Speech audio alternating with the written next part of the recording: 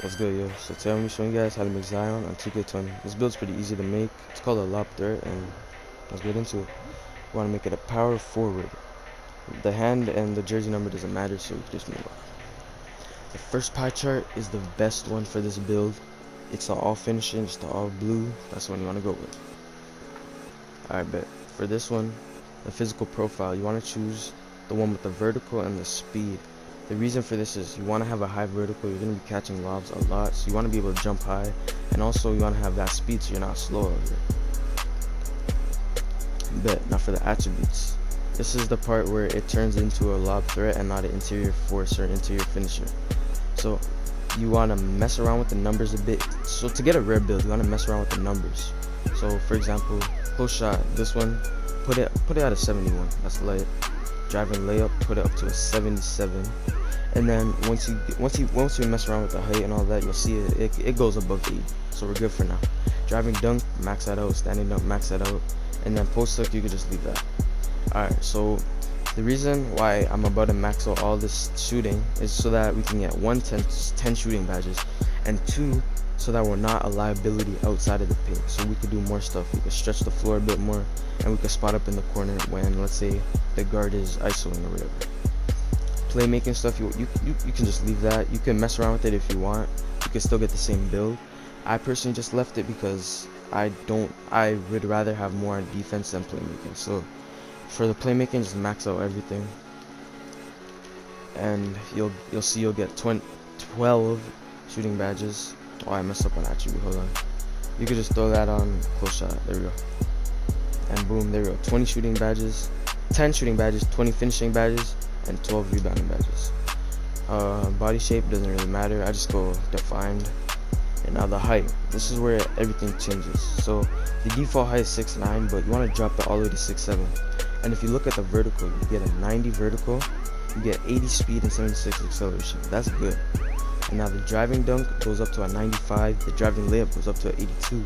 The only thing you lose is standing dunk, but we're going to be catching more lobs than being down low, so that's fine. The shooting goes up too, and as well as the defense, so that's good.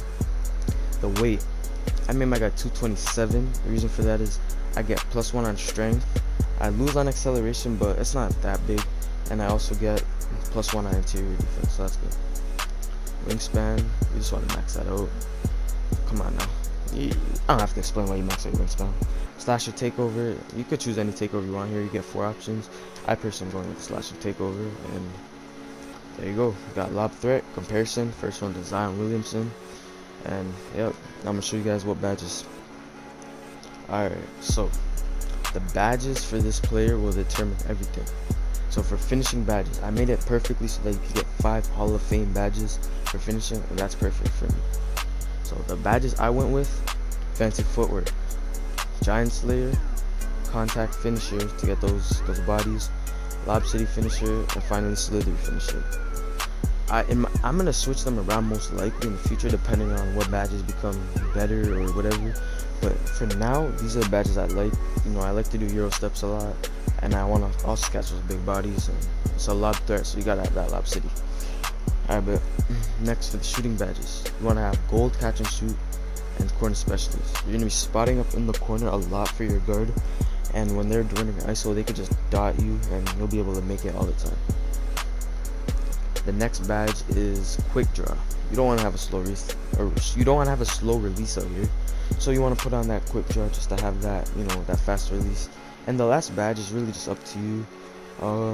You could put it on anything really. You could put it on hot zone hunter. You could put on green machine. You could put on flexible release. It doesn't matter. I'm probably just gonna put on range extender for now to have that a bit more range. But actually, no, I'm gonna put on green machine. But yeah, those are my shooting badges. Playmaking, it doesn't really matter that much. We only get 1. I see either break starter, downhill, or quick first step. I'm gonna put on downhill for now, just so I'm faster in transition and I'm not that slow, you know. Defensive badges. Alright, I went with gold chase down artist. Chase down artist will be very good because you get way faster chasing down someone in transition, and you get some nice block animations pretty much. Next badge, I'm gonna put on intimidator, so you get that good shot contest. That'll always be useful.